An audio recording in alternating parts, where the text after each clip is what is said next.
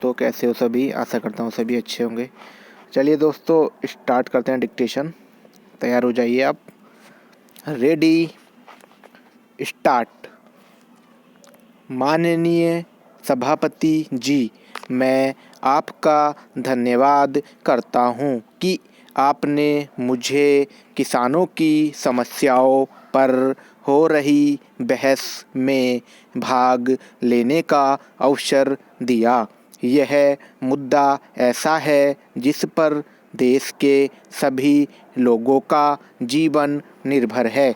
यदि हमारे किसान अनाज पैदा नहीं करेंगे तो देश की इतनी बड़ी जनसंख्या का पेट भरने के लिए हमें विदेशों से भारी मात्रा में अनाज इंपोर्ट करना पड़ेगा, जिसका हमारे पुराने माननीय सदस्यों को कटु अनुभव है।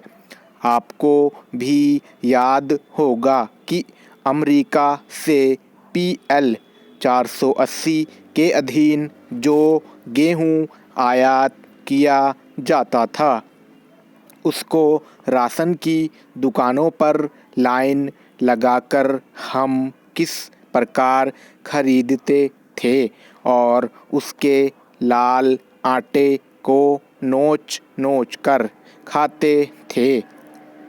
हमें गर्व है कि हमारे किसानों ने अपना जीवन लगाकर अनाज की जो पैदावार की, उससे हम आत्मनिर्भर हो सके। लेकिन इसका मतलब यह नहीं है कि हम उस किसान की समस्याओं की तरफ पूरी तरह से ध्यान ना दें। अन्य मामलों में चाहे जो भी दृष्टिकोण हमारी राजनीतिक पार्टियों का हो, लेकिन किसान की समस्याओं पर हमें सहानुभूति के साथ दलगत भावना से ऊपर उठकर विचार करना चाहिए। इसलिए आज आवश्यकता इस बात की है कि कुछ ऐसे मामले हैं जिन पर आप सर्वसम्मति से हल निकालें। आप चाहें तो इस सदन की विशेष समिति का गठन कर सकते हैं। उस समिति में सभी पक्षों के ऐसे सदस्यों को सम्मिलित करें जिन्हें खेतीबाड़ी का विशेष ज्ञान हो और जो किसानों की समस्याओं के बारे में पूरी जानकारी रखते हों। फिर उसमें बैठकर तय करें कि सरकार क्या क्या करना चाहती है और कर सकती है। ऐसा करके कोई सर्वसम्मत हल निकालें, तब कोई परिवर्तन आएगा। यदि यह व्यवस्था नहीं की गई तो स्थिति बड़ी विस्फोटक और भयंकर होने वाली है।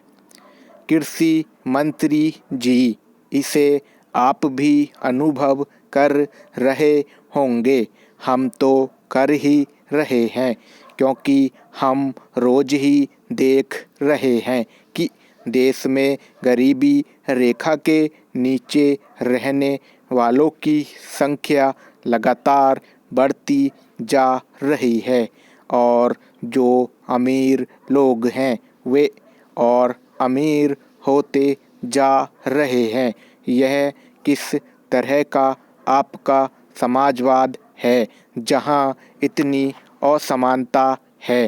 पानी के क्षेत्र में पुराने तालाबों की जीर्णोद्धार की योजना है। भारत निर्माण हमारी एक महत्वाकांक्षी योजना है। हम फेडरल सिस्टम में अपना जीवन यापन कर रहे हैं। मैं एक प्रश्न पूछना चाहता हूँ कि क्या केवल केंद्र सरकार की यह जिम्मेदारी है या राज्य सरकारों की कोई भूमिका होती है। स्टॉप।